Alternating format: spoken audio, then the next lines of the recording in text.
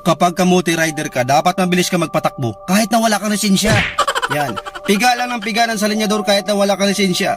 Tapos yung kurbada mo dapat, mga 120 over pasyente.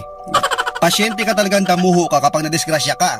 Tapos send mo yung GCash mo for donation dyan sa kabubuhan mo. Yan. Ganyan dapat yung mindset. Tapos yung focus mo dapat, mabilis ka lagi kasi natatay ka, di ba? Tapos, pag namumotor ka, huwag kang mag-helmet. Huwag kang mag-helmet kasi matigas naman yung ulo mo talaga, hindi ka marunong makinig. Feeling mo kasi pugi ka, kaya tinanggal mo yung helmet mo para ipakita yung pagmumukha mo, ang kapal ng mukha mo.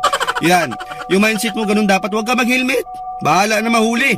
Tapos, yung tambutso mo, kailangan maingay yan eh. Kasi kulang pa, lakasan mo pa. Yung maabot talaga sa kabilang nayon. Ganun dapat yung tambutso mo. Tapos, kung hindi ka makontento yan, madaling araw yan yung mga trip mo.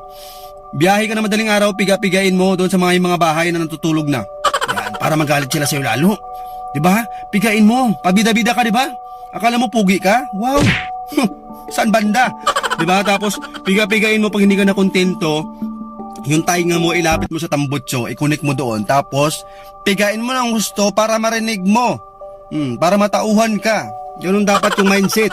Yung focus mo kasi dyan, dapat piga lang ng piga. Pigain mo hanggang bahala ka kung saan ka mapunta, bahala ka sa buhay mo. Diba ganun dapat? Tapos yung angkas mo, pag umangkas sa'yo yung angkas mo, mapapadasal talaga ng 10 beses. Hindi mo alam kung saan yung punta nito. May patutunguhan pa ba to o kabilang buhay na? Yung National Highway, gawin yung racetrack. Paangat-angatin nyo yung motor nyo, dyan, magpasikat kayo, kasi nga feeling nyo, kayo yung gumawa ng kalsada na yan, kayo yung may-ari. Ang laki ng ambag nyo dyan, mga 3 simplang, kasi yung focus mo dapat dyan, sa linyador lang. Huwag mong intindihin yung nasa kalsada. Yung kurbada, sagarin mo hanggang bangin, yan, doon ka. Tapos, dapat yung focus mo niyan lagi, magaling ka. Isipin mo sarili mo na para kang si Ben Gasol. Ay hindi, Ben Diesel pala, di ba idol mo yon?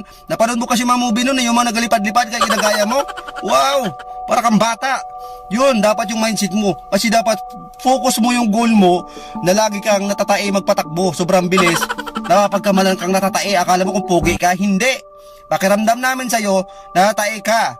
Baka may LBM ka, kaya mabilis ka magpatakbo. Ganun yung pakiramdam namin sa'yo, wag mong isipin na magaling ka, hindi ganun.